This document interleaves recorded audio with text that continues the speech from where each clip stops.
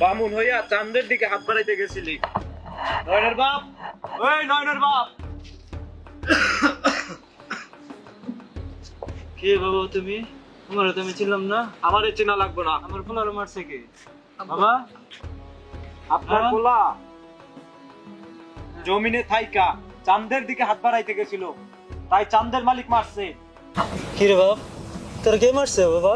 আব্বা কিছু না, তুমি ঘরে চলো। শোনো নয়নের বাপ, তোমার পোলারে সাবধান করে দিও, না হইলে শিকদার কিন্তু তোমার পোলারে মাইরে ফেলাইবে। সত্যি করে কথা বাপ, কি হয়েছে? আব্বা, আমি যে মেয়েটারে ভালোবাসতাম না, ওর বাপাই আমারে মারছে। ওই মাইয়া আর বাপের কিছু কই নাই?